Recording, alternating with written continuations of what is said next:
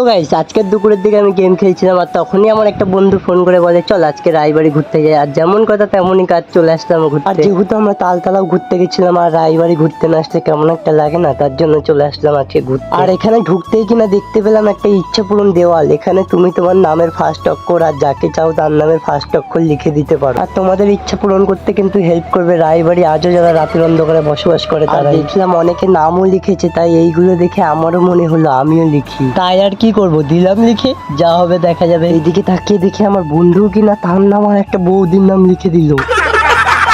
আর আমি চলে আসলাম ছাদে, আর কোনো ইচ্ছা পূরণ দেওয়াল আছে নাকি দেখতে। আর আমার এই বন্ধুর দুঃখের কথা কি বলি, বন্ধুর একটা গার্লফ্রেন্ড ছিল, গার্লফ্রেন্ডটার বিয়ে হয়ে গেছে। তো সবাই একটু দোয়া করবা যেন আমার বন্ধুটা তাড়াতাড়ি মামা ডাক শুনতে পারে। আর যেহেতু এটা মিনি ব্লগ ছিল তাই আর বেশি বড় করলাম না। আজকের ভিডিওটা কেমন হয়েছে অবশ্যই কমেন্টে বলো, আর ভিডিওটা ভালো লাগলে অবশ্যই ফলো করে নিও। দেখা হচ্ছে আবার নতুন কোনো ভিডিওতে। বাই।